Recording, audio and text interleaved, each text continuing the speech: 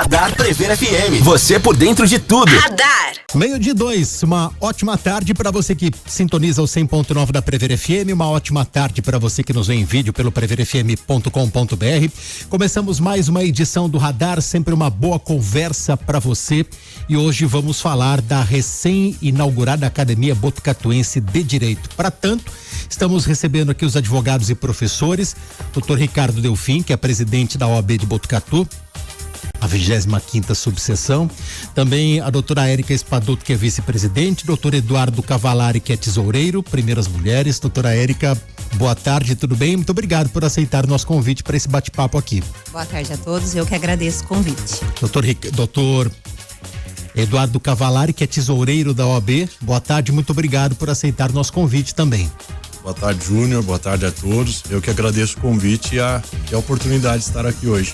Doutor Ricardo Delfim, que já tem carteirinha aqui da rádio, né?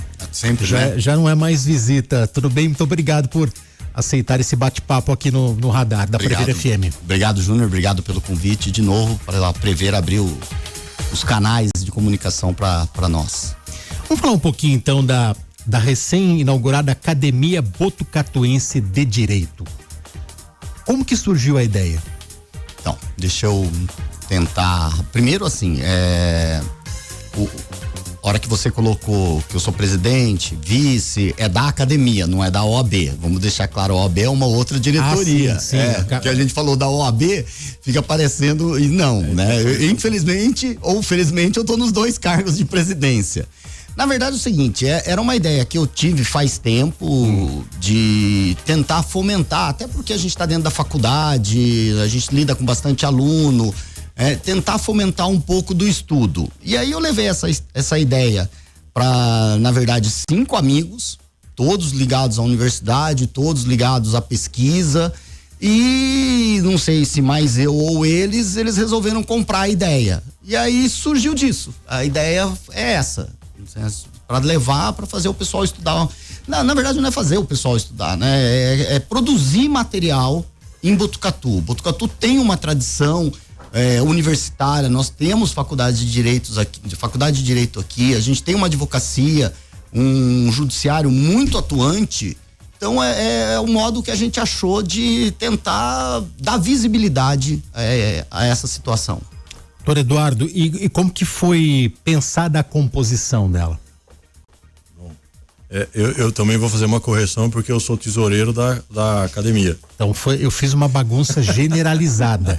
Mas vamos lá então. Da OAB eu sou coordenador da escola da ESA, que é a Escola Superior de Advocacia. Então não lido com dinheiro da OAB, não, só da academia. Que também não tem. Ainda não temos, porque a academia começou e não agora, tem dinheiro. Mas como a pergunta mesmo, desculpa, Júnior. A composição, como que foi formada a academia? Mas a composição, acho que como o Ricardo disse, tínhamos esse grupo, a gente se autodenominou fundadores entre nós, né? Esse grupo de amigos mais próximos que foram abraçando a ideia. Essa ideia, na verdade, ela não surgiu de repente, ela vem sendo, acho que, lapidada aí faz um ano. O Ricardo que nos trouxe a ideia, falou, temos que falar, temos que constituir, vamos constituir a academia, vamos fazer. E esse ano, agora a partir do meio do ano, que durante as férias das faculdades, os 3, os outros demais também são professores, sobrou tempo para pensar nisso, elaborar um estatuto, criar o estatuto, os objetivos da academia, fazer uma primeira reunião com esses 6 e definir mais ou menos os primeiros passos, né? Que a gente vai começar a dar os primeiros passos ainda. Doutora Érica, dos 6, quem são os outros 3? Então, inicialmente, né, nós, como o próprio doutor Eduardo falou, nós nos autodenominamos fundadores. Então, é o doutor Ricardo Delfim, doutor Eduardo Cavalari, que está aqui, eu, doutor João Guilherme, doutor André Nogueira e doutor Mauro Salles Ferreira Leite. E nós 6 também agora abrimos convite para outros participantes, para outras pessoas relacionadas sempre a esse mundo acadêmico e também atuantes na advocacia e no judiciário de Botucatu, para a gente compor, né? Então, inicialmente nós somos em 6 fundadores E hoje nós já estendemos o convite a várias pessoas, que estamos totalizando em 16, salvo engano, né? Contando com nós, mais 10 convidados que irão fazer essa integração e começarmos a fomentar mesmo o estudo de direito, né? As questões polêmicas, as questões que se fazem necessárias a gente estudar e discutir, né? Como a gente fala, é o que nós mais temos, são problemas dentro da sociedade para ser aí discutidos e amparados juridicamente. Agora, para a população, como que, de repente, para o leigo, né? Como é que ele vai diferenciar a academia da OAB? Ah, não, é diferente. Sim, mas é pro leigo, né? Eu falei assim, mas espera aí, mas tem o mesmo presidente, é a mesma coisa, é um braço dela? Não é, são coisas distintas. Então, vou até falar, essa questão de ter o mesmo presidente é contrário à minha vontade, porque eu falei que eu não queria, não, mas a ideia veio, você vai ter que ser o primeiro, você vai dar a cara a tapa, e eu acabei assumindo isso também, mas as finalidades são bem diferentes, né? A ideia, embora seja trazer para a sociedade uma contribuição, eu acho que toda academia traz uma contribuição para a sociedade, ela acaba sendo menos aberta, não colocar nesse sentido, ela vai ficar mais num nicho que é efetivamente quem trabalha com direito. Tá. Então, esses convites que nós estamos ainda fazendo, não significa dizer que se eu não fui convidado eu não posso participar. Não, existe um estatuto, nós vamos, já fizemos isso, né? Estabelecemos os membros, quem pode, quem não pode, mas o essencial é a vontade de pesquisar, a vontade de estudar, a vontade de escrever, já pensamos em fazer algumas outras coisas, mas e aí conversar com um dos membros e ver o que a gente consegue fazer. Guardadas as devidas proporções, os mesmos moldes do Centro Cultural, por exemplo, que é presidida por um ex-presidente da OAB? Sim, exatamente. Hoje é o Eduardo que tá lá, né? O Du. Acho que guardadas as proporções, sim. Ela não é, até nós comentamos que os propósitos o escopo da academia diferencia a academia da OAB, que a OAB é uma associação de classe, um órgão de classe, né, de apoio aos advogados, mas que faz atendimento à população, mas ela também não se confunde, por exemplo, com uma academia botucatuense de letras, né, que era de produção literária. Sim. O escopo vai além disso daí, até pelo objetivo de envolvimento não só da comunidade acadêmica, mas como a doutora Érica disse, de trabalhar na discussão e apresentação de soluções de problemas que afetam não a sociedade botucatuense, mas de modo geral toda a sociedade. E nesse primeiro, teve a inauguração, a oficialização em julho, né? Isso. Já foi debatido algum tema? Não, por enquanto nós só estamos mesmo na formação, né? Estamos ainda nessa ideia embrionária da formação, do estatuto, a votação, que nós, como um colegiado, nós votamos algumas questões para ser incluídas no estatuto, o que é admitido, o que não é admitido, como que é o ingresso, como que é a saída, né? Então nós ainda estamos nessa fase. E eu acho, né, que conforme nós conversamos entre nós, quando nós publicamos uma foto no Instagram, o que eu achei muito receptivo foram que ex-alunos nossos comentaram, seja na minha publicação ou nas dos demais doutores, comentaram, nossa, que legal, vamos fazer parte, vamos estudar. Então eu achei uma reação muito positiva, né, em relação a isso. E é uma academia que não é composta só por advogados, como é o caso da OAB, né, a qual eu falo que hoje não sou mais advogada, mas é uma profissão que eu honro muito, pertenci à OAB, fiz parte da diretoria da OAB e só tenho agradecimentos à classe profissional.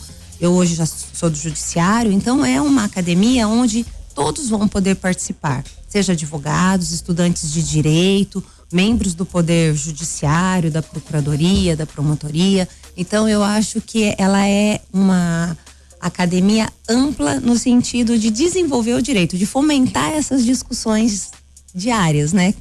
As dúvidas.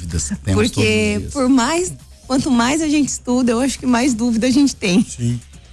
Eu acho que o alicerce foi, nessa primeira reunião, acho que a gente poderia dizer que fundou o alicerce dela, né? Isso. A Agora primeira gente tem pedra. A primeira pedra. Foi lançada a pedra fundamental. A pedra Isso. fundamental. Agora, com esses que foram os convidados, que aceitaram o convite, a gente vai ter uma segunda reunião, é que a gente vai começar a construir a coisa mesmo. Temos, acho que há grandes projetos, né? Que a gente discutiu, de uma revista jurídica, de não só participar de discussão, mas de formalizar isso em artigos científicos, jurídicos científicos, envolvendo não só a academia, mas também a comunidade acadêmica. Como o Ricardo Delfim lembrou, Botucatu hoje tem 3 faculdades de direito, né? Três faculdades. Então a quantidade de alunos, a quantidade de graduandos e graduados em direito de Botucatu é muito grande. Acho que a gente tem que, de certa forma, acolher isso. Porque eles têm muito potencial, não só para advocacia, judiciário, qualquer que seja a profissão que eles venham a exercer, eles têm esse potencial também de contribuir e tornar, de repente, Botucatu se firmar como referência na área jurídica, né? Como envolver o aluno agora? Então, essa é nossas próximas reuniões nesse sentido. Inicialmente, nós já pensamos em 2 situações. Primeiro, os artigos científicos, né, que nós conseguimos, a ideia é montar uma revista, mesmo que ela seja inicialmente digital, até por questão de custo, mas criar um banco de artigos jurídicos, né? E aí até no dia da reunião o Dr. Mauro deu a sugestão de nós criarmos um concurso de, entre aspas, de debate, de sustentação oral. E aí a gente consegue abrir isso tanto para os alunos quanto para os advogados. Então, como que a gente dá uma tese, a pessoa desenvolve essa tese e sustenta essa tese perante uma banca julgadora. E aí a melhor sustentação, a gente pensa num prêmio, pensa em alguma coisa. Aí todo mundo pode participar. Desde que seja relacionado ao direito. Aí a gente faz um aberto. A ideia porque a ideia é exatamente essa, Júnior, é abrir mesmo para a comunidade. Embora exista um grupo, mas é tentar fazer ela aberto, e até no sentido que, assim, se tornar uma referência até para consulta, sabe? A Câmara Municipal precisa de um parecer sobre isso, sobre alguma coisa, de alguém externo. Poxa, manda pra cá, porque todo mundo ali vira um órgão consultivo. A ideia é essa, e aí isso nos envolve na sociedade. O concurso da sustentação oral é fantástico, né? A gente tem algo parecido só na simulação do júri na faculdade, né? Exato. Não, e é uma forma do próprio profissional também se destacar, também se tornar uma referência, também se tornar uma pessoa conhecida, né? Porque nós temos vários talentos desses que a gente brinca, que às vezes nós temos alunos, seja de graduação ou pós-graduação, que são alunos tão tímidos que você jamais imagina que ele faça uma sustentação oral tão boa. E quantas vezes nós somos surpreendidos nessa situação, né? Então a gente está amadurecendo essa ideia desse concurso, de fazer essa sustentação e vamos para frente. Que legal. Eu quero saber qual que vai ser o prêmio daí. Não, então, isso a gente também não sabe. Isso a gente não sabe. O prêmio, eu vou vir aqui na Prever e pedir o patrocínio para Prever, pro Radar, pro Acontece. Falar, patrocinadores do primeiro concurso de sustentação oral da Academia Botucatuense. Prever FM. Pode ser o patrocínio na divulgação? Já ajuda, lógico. Já. Que legal, gente. Agora, tem uma sede já ou não? Não. Nosso primeiro encontro foi no nosso escritório. Tá. A gente fez lá. O segundo também vai ser lá, né? Porque nós não temos sede. E eu acho que nesse momento a gente não tem nem a pretensão disso. Tá. Né? Vamos montar uma sede. Eu acho que isso seria, não vou falar nem um segundo passo, seria um passo muito mais longínquo aí, porque ela precisa se consolidar primeiro. Aí nós podemos pensar numa situação dessa. Ter um espaço e até uma coisa muito legal. Hoje existe menos isso, mas a gente tem, por exemplo, no escritório uma biblioteca relativamente boa, né? E a gente tem muito advogado que tá no final da carreira e não tem ninguém do direito nenhum filho, nenhum parente, sucessor. nenhum sucessor. Então, isso seria até um negócio, se a gente lá na frente conseguisse isso, poxa, doa pra academia, Exato. a gente monta uma biblioteca, deixa ali. Então, a ideia, mas você falou disso, eu nem pensei até agora em montar uma sede. Por enquanto fica um negócio meio informal, online entre a gente, mais tranquilo. Quando precisar de um espaço maior, também local não falta aqui em Botucatu, né? Não. Até a própria OAB, né? É porque ela tem uma atividade permanente. Assim que a gente definir, vamos perseguir o escopo do concurso ou do escrever artigo jurídico, o lançamento de uma revista jurídica, é uma atividade permanente, mas que não depende de encontro físico e presencial dos associados, né? Dos integrantes da academia. Então é necessário ter um local para reunião quando a gente for se reunir, mas definir o plano de trabalho é cada um com a sua ferramenta e no seu local de o que você falou. No seu escritório, onde a Érica estiver, onde o Dr. Mauro estiver. O que você falou do concurso. Nós temos 3 faculdades, nós temos a IT, nós temos a Galileu e nós temos a UniBR. Lógico que isso, se a gente faz um concurso desse, vai estar aberto ao aluno. É conversar, por exemplo, com uma dessas faculdades e falar, dessa vez a sede vai ser na IT. Então nós vamos fazer, tá aberto à população, nós temos o auditório lá, certinho e tal. O próximo, vamos fazer na Galileu. Ou não deu, vamos fazer tudo dentro da OAB. Agora tem o espaço novo ali, onde era onde é, né? O antigo Cininelli ali, que ficou. Vou lá chorar pro prefeito liberar o espaço pra gente. Então, eu acho que espaço pra isso a gente não vai encontrar problema. Já levaram a informação pro prefeito? Não, ainda não. Nem ainda pro presidente da Câmara? Ainda não falamos. A doutora Érica deu risada ali. Não, é que estamos começando mesmo, sabe? Estamos bem nesse projeto inicial, bem nessa fase embrionária. Vamos dizer assim, estamos cheios de ideias, né? Para começar a trabalhar e começar a construir. E principalmente, igual o doutor Ricardo falou, o doutor Zé Eduardo falou, é uma ideia para a gente ir se consolidando no decorrer do tempo como uma formação jurídica importante para a cidade, né? Então, nós, por exemplo, na primeira reunião, nós discutimos, falamos, olha, quando em determinada oportunidade, nós podemos trazer palestrantes e esse palestrante poderá ser prestigiado por todos, então seja por advogados, por membro do judiciário, por alunos, porque hoje que geralmente o que acaba acontecendo é que ou é uma palestra na ordem, ou é uma palestra em uma das faculdades que as outras pessoas acabam não tendo acesso. Então, a gente vem com a ideia mesmo de abraçar, né, estar aberto a toda a comunidade jurídica. A gente falou aqui 3 faculdades de direito em Botucatu, né? Eu sou do tempo que nem Bauru tinha 3 faculdades. Nem né? Bauru, eu sou da época que tinha uma só. É só a IT. Eu sou da época que quase nem faculdade existia. Só a faculdade de direito de Bauru. Começar a falar desse assunto aqui, acho que vai. Todo mundo é formado em Bauru? Não, eu sou formado em Presidente Prudente. Eu sou em Bauru, na IT. Bauru também. A Érica também é IT. Bauru. Não, mas eu tenho que falar, eu sou formado em Presidente Prudente, mas eu sou formado na IT.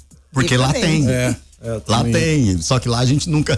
Quando eu vim pra cá era muito engraçado. Onde você é formado? Falei, na Toledo. Mas o que é Toledo? Até eu descobri que a IT chama Instituição Toledo de Ensino, só que lá o nome da faculdade lá sempre foi Toledo, nunca foi IT. E quando eu vim pra cá, o pessoal estuda na IT, em Bauru, até eu ligar os pontos, mas eu não sou formado em Bauru, mas sou da casa, eu sou formado em Prudente, que é a mesma família. Mas era o Bauru, São Carlos. São Carlos,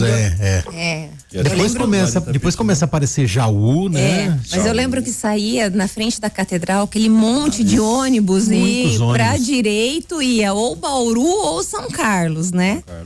Então, graças a Deus acabou essa dificuldade, né? Da gente ter que viajar, porque eu fui da época que viajei também. Eu viajei todo dia, me lembro, tem uma passagem muito legal.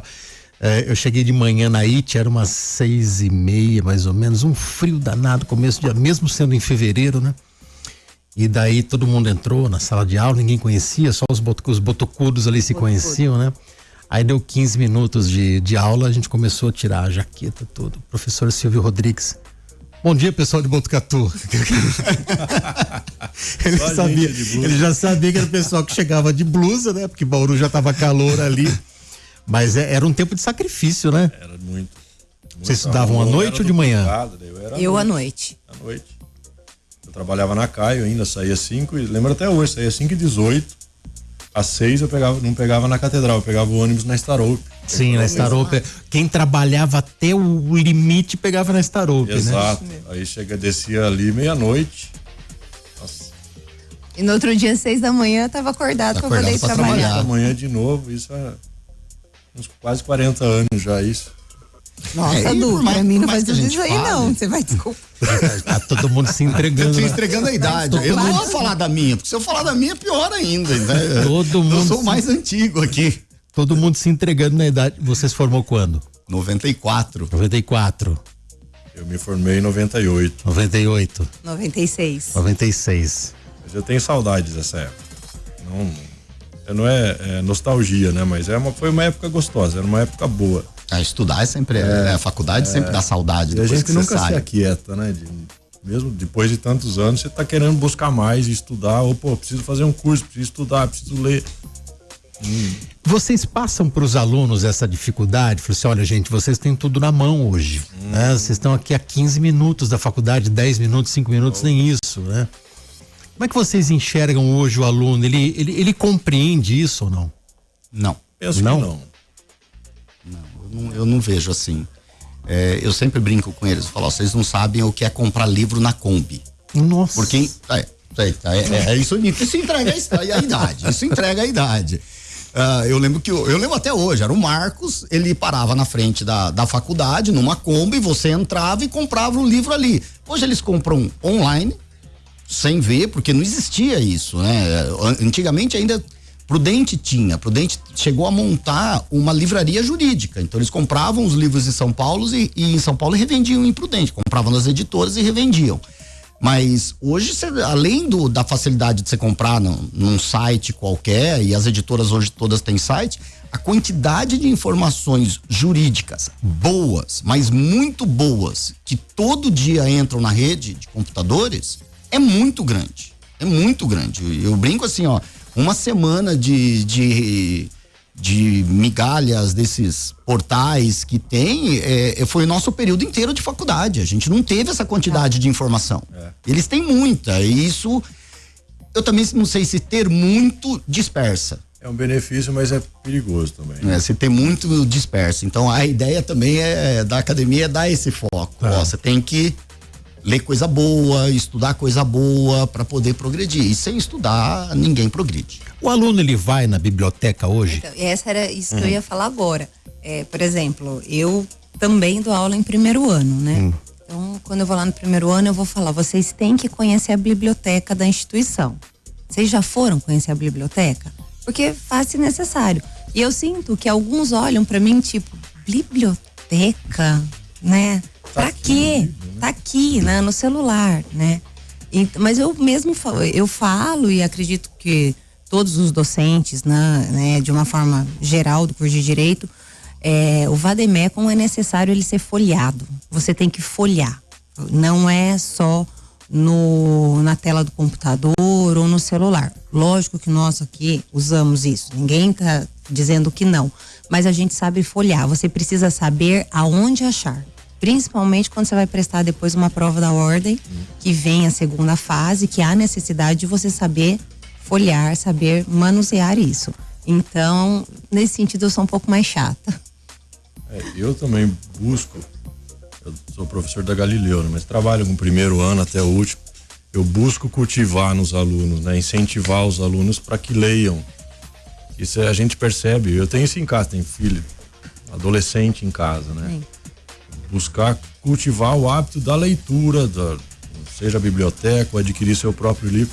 E eu percebo que isso eu fico muito feliz de ouvir alguns dizendo, não, eu prefiro comprar livro, eu prefiro ter o livro para folhear, mas a grande maioria como ela recebe a informação, tem acesso ao livro online, ao PDF, e o risco disso é você fazer uma leitura rasa daquilo que você tem na mão. Não que, como a Érica mesmo disse, a tecnologia é boa, é excelente, né? Ela nos atende, amplia o acesso ao conhecimento, livro não é barato, não é todo mundo que pode adquirir, mas tem as versões online, Mas esse incentivo é necessário. Sobretudo no curso de Direito, né? Que eu digo para os alunos, gente, vocês têm que ler, você tem que saber interpretar texto, você tem que saber argumentar, você tem que trabalhar você tem que saber persuadir alguém, né? Desenvolver a sua tese. Desenvolver sua tese. Então você tem que ler. A leitura é primordial, é essencial. Vocês conseguem imaginar onde a gente vai chegar? Vou começar a viajar agora. A geração que está entrando na faculdade agora, a gente vai exigir algo deles, mas eles já nasceram com essas facilidades. Exato. Né? Então talvez eles recebam uma carga de críticas da nossa geração, eu tô me incluindo com vocês, tá? Da nossa geração, que os nossos pais, os nossos avós, os nossos professores nos criticavam de alguma outra forma, né? Onde que a gente vai chegar com isso? Que geração futura de profissional do direito, por exemplo, que a gente está formando, que a gente vai formar? Mas eu acho que eu comentava isso essa semana. O direito e a sociedade, eles estão evoluindo de uma forma tão rápida que eu não sei realmente como será, mas eu tenho certeza que, por exemplo, meu filho de 14 anos vai ter muito mais facilidade em utilizar das novas ferramentas do que eu, né? Então eu brinco e falo, eu fui da época em que eu encostei muita barriga em balcão para poder ver processo. Chegava de sexta-feira, que saía as publicações da Justiça do Trabalho, a gente pegava carrinho para fazer carga de processo, né? Que a gente tinha um processo físico. Falar isso hoje, né? É quase que ter que mostrar um vídeo como é que era, porque os processos são todos eletrônicos. Então, daqui para frente, eu acho que a tecnologia vai auxiliar muito, vai fazer com que o processo fique cada vez mais célere, isso é muito bom, eu acredito. Mas, e eu acho que essa geração que tá vindo, eles vão ter muito mais facilidade do que nós. Mas como será, eu não sei. Mas o Júnior falou de um ponto aqui que acho que é inevitável falar disso, que é pros novos alunos, não pros novos, né? Pros alunos, a gente também tem o desafio de mostrar para eles que a inteligência artificial não vai não vai eliminar a advocacia e não vai fazer o seu trabalho. Ela não vai produzir conhecimento, não vai produzir a sua petição inicial sem que você saiba alguma coisa. Sim, ela vai te auxiliar. Ela te auxilia, né? Ela é uma ferramenta de auxílio, mas até para você pedir algo para a inteligência artificial, você tem que conhecer. Você tem que saber o que você pede. Eu ia tocar nesse ponto. Quando que a gente ia imaginar que a gente teria uma ferramenta como essa que vai... Eu faço minha culpa, no meu trabalho eu também uso muito. De vez em quando eu falo assim, caramba, será que eu ainda tenho capacidade de fazer o que eu fazia há 2 anos? O que eu fazia há 1 ano? Né? Como colocar na cabeça desse aluno que ele não pode pegar a inteligência artificial e ela servir de 2 muletas ali, ele não saber mais andar. Não saber mais raciocinar. Essa é uma questão que eu pessoalmente, em relação à educação, acho muito errado.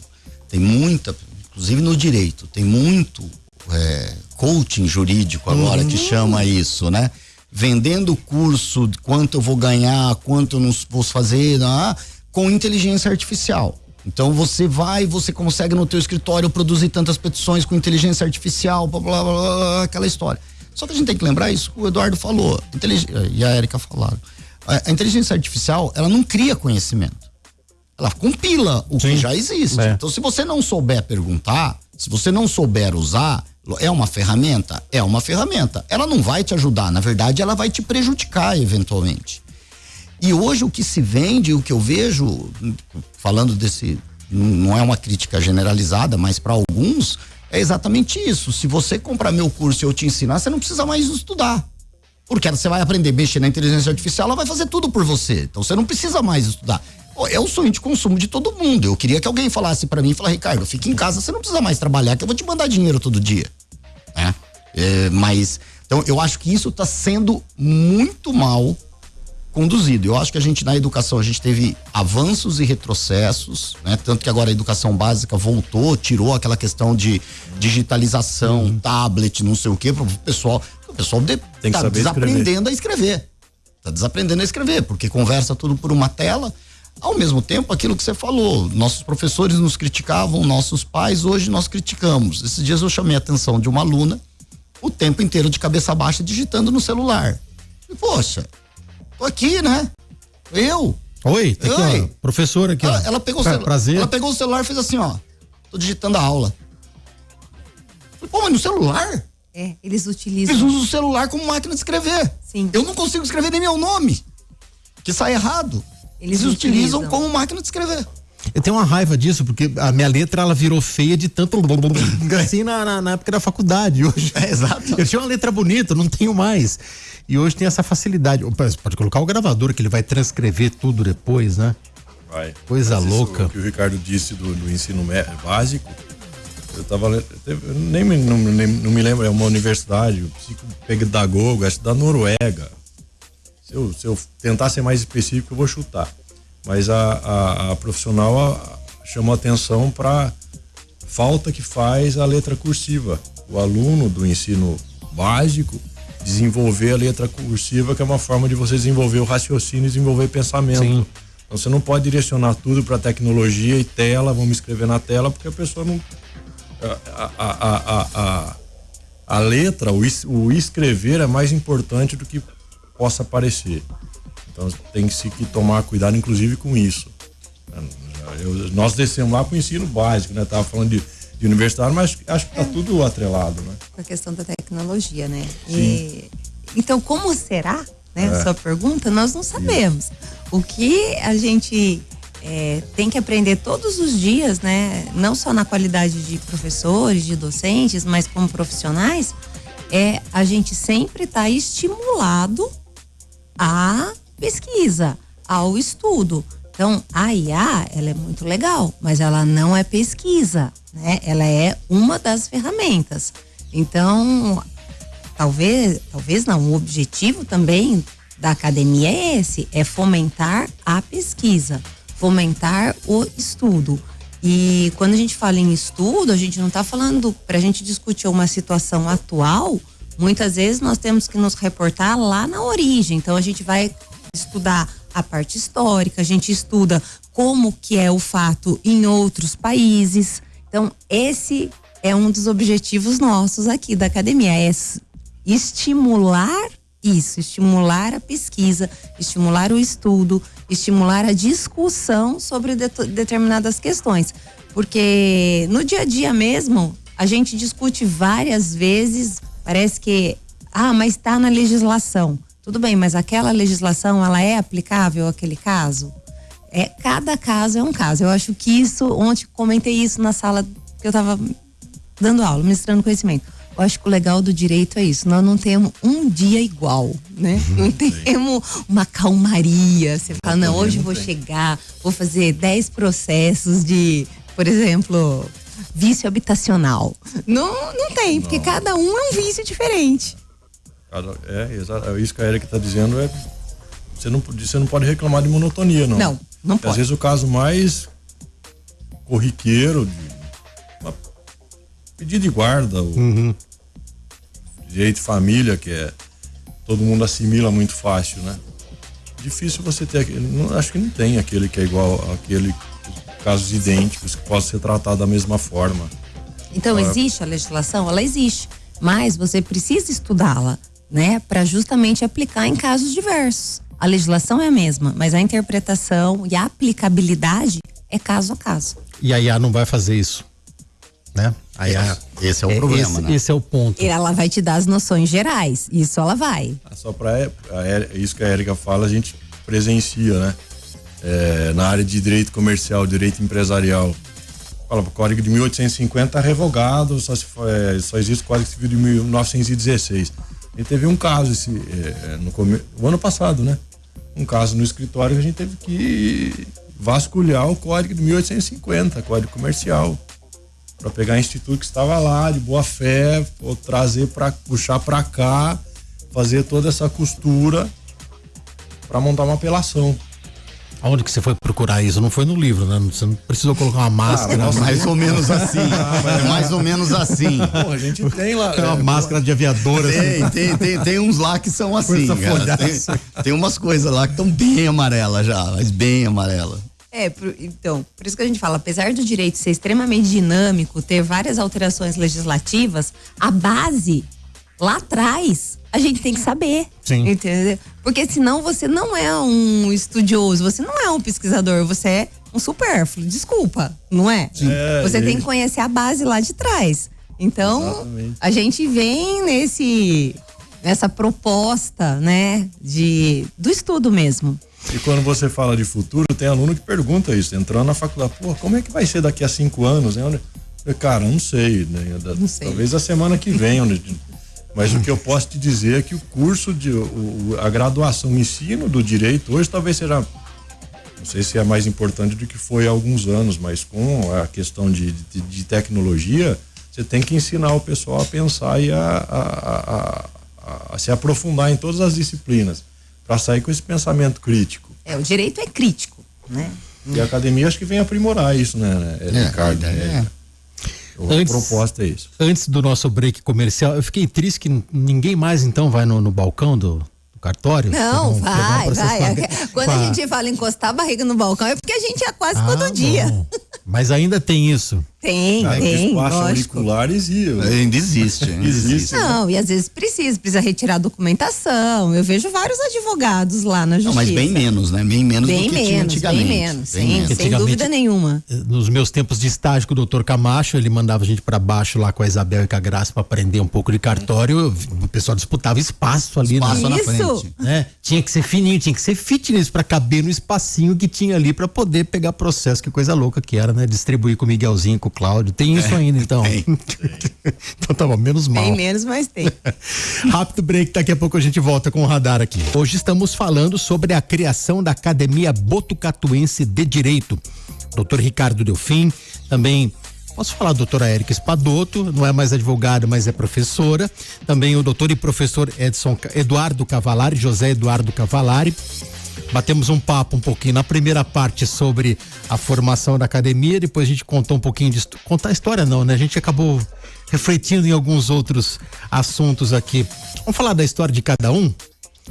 Desde 96 formada, né, doutora Érica? E há 20 anos na Justiça Federal. Isso. Eu sou formada pela IT de Bauru, daí eu tenho pós-graduação pela UNAERP, que é em Ribeirão Preto, que na época eu morava lá, advogava lá.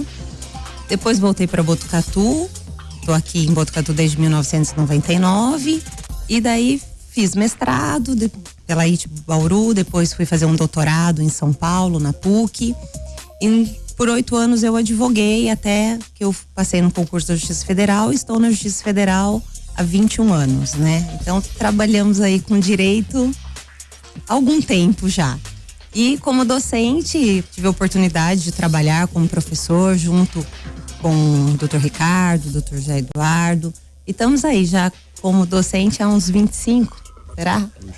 Uns 25, 26 anos que nós já estamos como professores juntos, pelo menos. 21 anos de Justiça Federal, então logo no início, né? Logo na instalação dela, que acho que foi em 2004. Sim, isso. A instalação foi em outubro de 2004. Estou lá desde então. Primeiramente no Juizado Especial Federal, que foi quando veio, né, a instituição, a Justiça Federal para Botucatu, ela veio como Juizado Especial Federal. E depois, em 2012, que abriu a primeira vara federal. Hoje nós temos tanto a primeira vara federal quanto o Juizado Especial Federal. Aí mudamos de sede, hoje estamos ali, né, que a gente chama na Vila dos Médicos. E então hoje a Justiça Federal em Botucatu vai fazer 22 anos, que é o tempo que eu estou lá. O tempo já passou rápido demais, não? Doutor Zé Eduardo, saiu da IT, qual foi o caminho? Eu saí da IT em 98, em 2000 em 90, como eu disse, eu trabalhava na Caio, né? Então eu estava ainda estava na empresa na véspera da decretação da falência. 2001. Não, eu saí um pouco antes. Ah, tá, não. 2001 foi a falência. Exato. Foi decretada a falência. Eu saí na época era concordata ainda, não era nem recuperação judicial. Eu saí no ano, quando eu terminei e concluí a graduação, eu também também saí da empresa e emendei a graduação com uma especialização na Unimep ainda, em Piracicaba, na área de civil e processo civil na época, e comecei a lecionar também em 2001. Então eu estou na área da docência desde 2001. Aí nesse período pós-graduei lato sensu na área de contratos, fiz mestrado em Direito Econômico em Marília, e o escritório, acho que logo após a conclusão do curso, terminei em 98, em 99 já me tornei sócio do Ricardo Delfim, já advogava, né? Já estava formado. Estamos na estrada desde então, desde 99 com escritório e com docência, né? Passando por algumas faculdades aí. Doutor Ricardo, desde 94, em Prudente, qual faculdade era? Toledo. IT. A IT também. Vulgarmente conhecida como IT aqui. Lá, aí fiquei comecei na docência em 96, então eu tenho mais tempo de formado, de docência. Mais velho, né? Mais velho também, isso tudo, né? Aí você vai pro mestrado, pro doutorado, e a gente deu aula, aqui na região. Hoje eu sou professor da IT, tanto daqui quanto da de Bauru, mas dei aula em São Manuel, dei aula em Avaré, dei uma aula muito tempo em Bauru, né? E sempre concomitante o escritório. Então, o fato de você estar na faculdade e ser obrigado aí, até por uma questão de formação, você ir para as especializações, para as pós-graduações lato, estrito, te força a estudar. Te força. Então, esse desejo, essa vontade vem até dessa obrigação que nós temos dentro do ensino. E a OAB?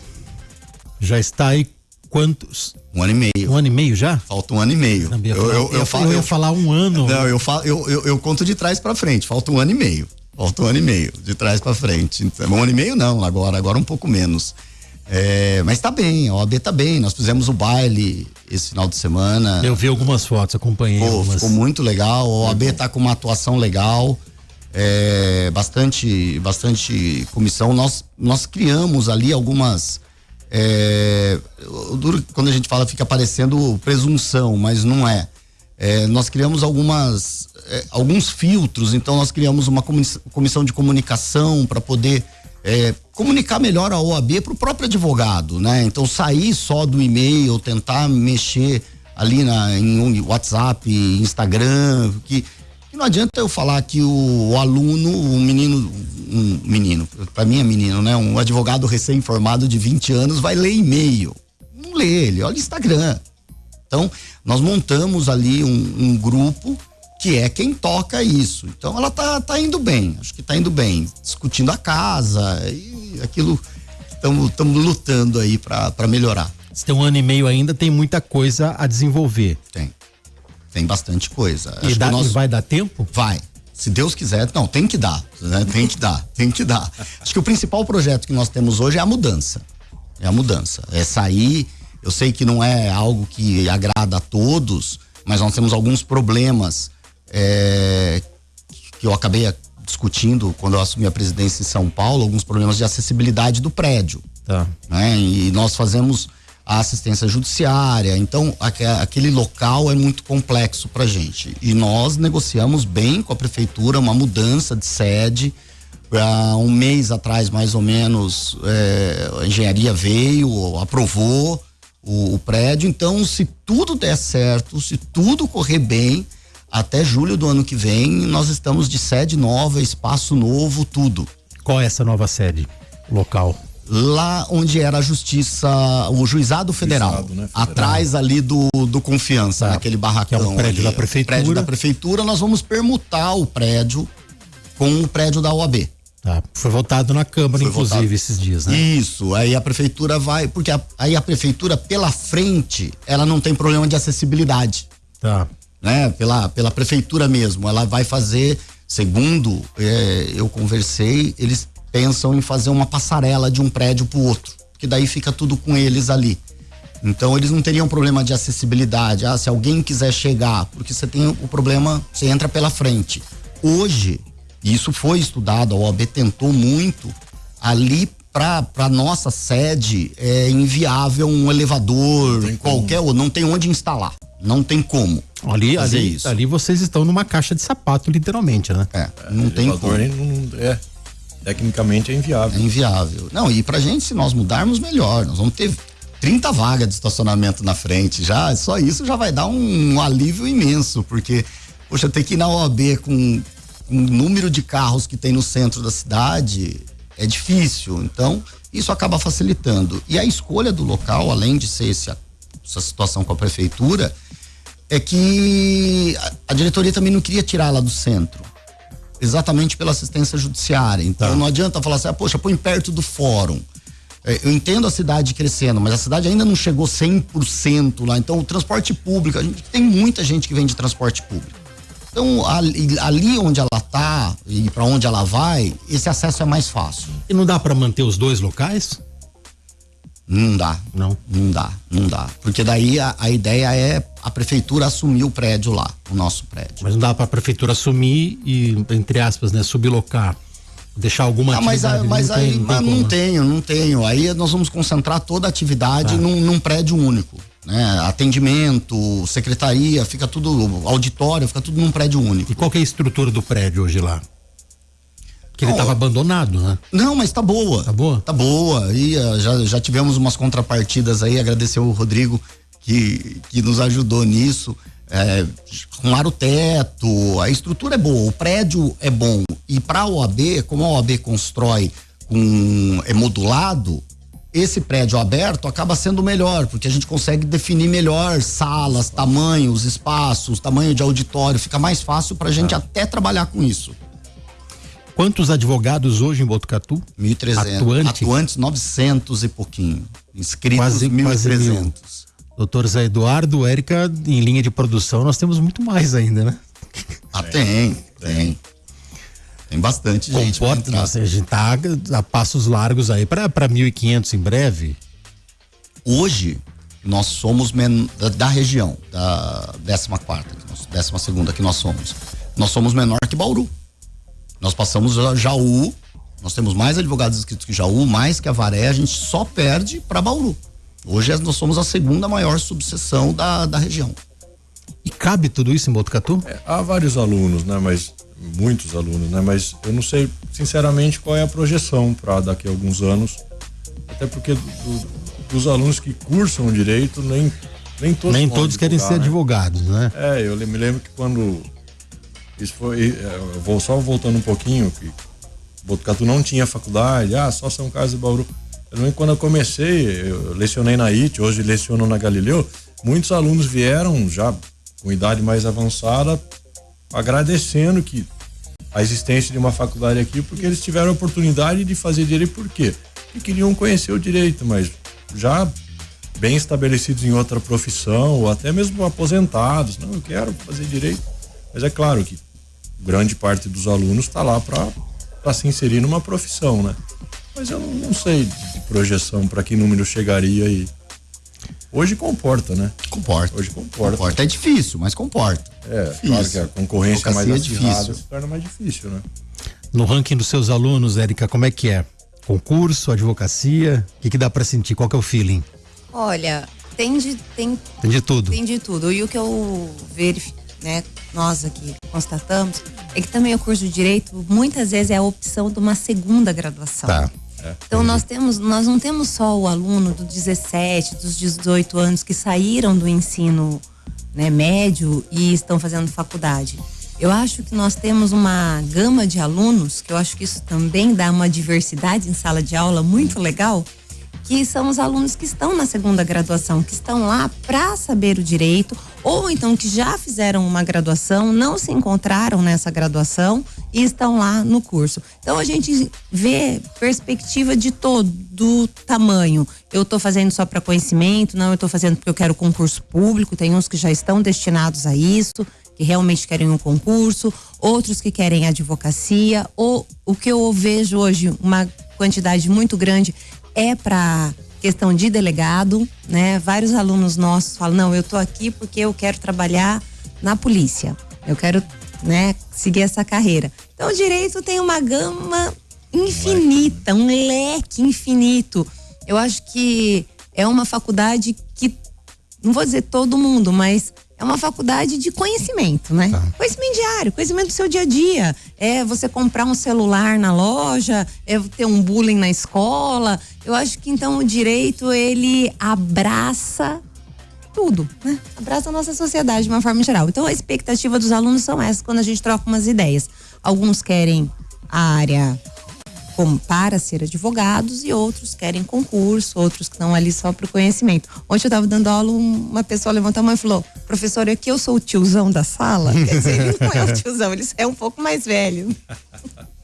É legal esse choque de geração na sala de aula, sempre existiu, total, né? mas é muito legal no direito isso. Bom, gente, no finalzinho do nosso programa, algo que eu não perguntei sobre a academia, fiquem à vontade. Não, eu acho que foi ótimo a gente poder apresentar o projeto, poder apresentar a ideia, né, num espaço, num sede, num espaço tão qualificado, né, que a Prever tem, que o programa tem, já é uma satisfação imensa. É um agradecimento, exatamente. E esperamos mesmo que ela dê frutos. A ideia é que ela dê frutos. A ideia é daqui a um ano nós voltarmos aqui e contar os frutos que nós estamos escolhendo. Puxa vida, eu vou ficar muito lisonjeado. Tomara que eu esteja aqui nessa mesma cadeira ainda para recebê-los.